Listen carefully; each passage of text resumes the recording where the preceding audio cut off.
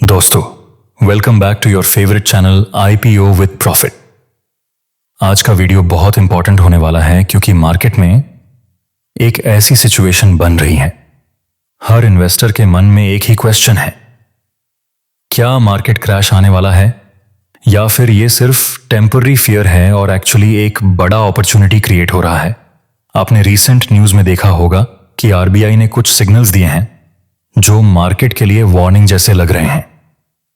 दूसरी तरफ Nifty 50 all time highs के आसपास ट्रेड कर रहा है, तो ये सिचुएशन थोड़ी कंफ्यूजिंग हो जाती है। एक साइड पे फियर, दूसरी साइड पे ग्रीड। आज हम डीप एनालिसिस करेंगे, बिना हाइप, बिना फेक न्यूज, सिर्फ डेटा और लॉजिक के साथ। सबसे पहले बेसिक समझते हैं, मार्केट क्रैश होता क्या है। मार्केट क्रैश का मतलब होता है एक शॉर्ट पीरियड में मार्केट का सडन और शार्प फॉल, जैसे 2020 में कोविड के टाइम हुआ था या 2008 का फाइनेंशियल क्राइसिस।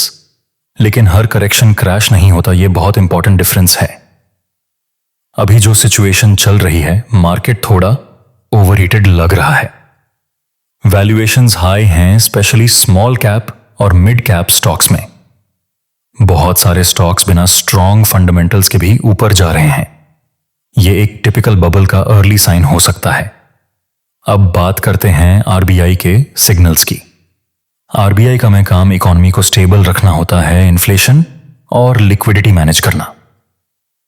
रिसेंटली आरबीआई ने इनडायरेक्टली इंडिकेट किया है कि मार्केट में एक्सेसिव स्पेकुलेशन बढ़ रहा है। इसका मतलब सिंपल है, लोग ज्यादा रिस्क ले रहे हैं। रिटेल इन्वेस्टर्स ब्लाइंडली इन्वेस्ट कर रहे हैं बिना रिसर्च के। जब ऐसा बिहेवियर बढ़ता है तो करेक्शन या क्रैश का रिस्क भी बढ़ता है। आरबीआई ने हाईलाइट किया है कि लेवरेज भी इंक्रीज हो रहा है। ये चीजें मिलकर मार्केट को अनस्टेबल बना सकती हैं। अब सवाल आता है, क्या निफ्टी 50 बबल में है? निफ्टी का पी रेशियो हिस्टोरिकल एवरेज से ऊपर चल रहा है, पर इसका मतलब यह नहीं कि मार्केट ओवरवैल्यूड ही है, क्योंकि इंडिया एक ग्रोइंग इकोनॉमी है।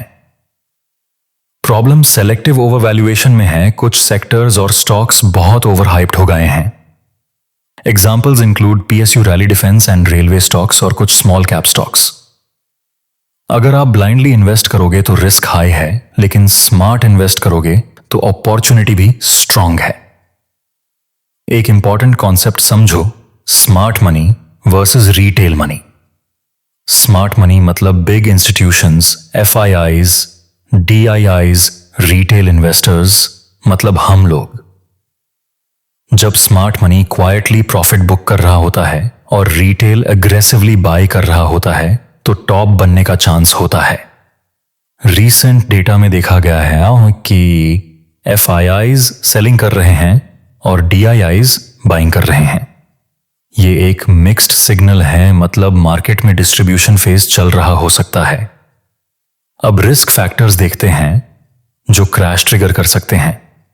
ग्लोबल रिसेशन का फियर और यूएस इंटरेस्ट रेट्स हाई रहना, geopolitical tensions, over valuation in small caps और रिटेल फ्रेंजी। अगर 2-3 फैक्टर्स एक साथ एक्टिवेट हो गए तो शार्प करेक्शन आ सकता है। लेकिन सबसे इंपॉर्टेंट पार्ट, अपॉर्चुनिटी कहां है? हर क्रैश या करेक्शन एक अपॉर्चुनिटी भी होता है। स्मार्ट इन्वेस्टर्स क्रैश का वेट करते हैं, पैनिक नहीं करते। मार्केट गिरता है तो क्वालिटी स्टॉक्स डिस्काउंट में मिलते हैं और वहीं से लॉन्ग टर्म वेल्थ बनती है। आपने सुना होगा, big money is made when markets are down, not when they are up. अब प्रैक्टिकल स्ट्रैटेजी बिगिनर ट्रेडर्स और इन्वेस्टर्स के लिए। बिगिनर हो तो एसआईपी कंटिन्यू रखो, पैनिक सेलिंग मत करो। ओवर हाइप्ड स्टॉक्स अवॉइड करो। ट्रेडर हो तो रिस्क मैनेजमेंट फॉलो करो, लेवरेज कम यूज करो, कंफर्मेशन के बिना एंट्री मत लो। इन्वेस्टर हो तो कैश रिजर्व रखो, करेक्शन का वेट करो, स्ट्रॉन्ग फंडामेंटल्स वाले स्टॉक्स में इन्वेस्ट करो। साइकोलॉजिकल एस्पेक्ट समझो, fear versus greed cycle. Market हमेशा 2 इमोशंस पे चलता है, फियर और ग्रीड। जब मार्केट ऊपर होता है लोग ग्रीडी हो जाते हैं, जब मार्केट गिरता है लोग डर जाते हैं। स्मार्ट इन्वेस्टर ऑपोजिट करता है, फाइनल कंक्लूजन पर आते हैं, क्या मार्केट क्रैश आने वाला है? शॉर्ट आंसर, कंफर्म नहीं है, लेकिन रिस्क डेफिनेटली है। क्या निफ्टी बबल में है? Partial bubble, specially small cap segment में। क्या अपॉर्चुनिटी है? 100% yes, but only for smart investors. अगर मार्केट में सरवाइव करना है, पैसा बनाना है, तो इमोशंस कंट्रोल करना जरूरी है, डेटा समझना और पेशेंस रखना। ये मार्केट कोई शॉर्टकट मशीन नहीं है, ये एक लॉन्ग टर्म गेम है। थैंक यू दोस्तों। अगर वीडियो पसंद आया तो लाइक, शेयर और सब्सक्राइब करना मत भूलना।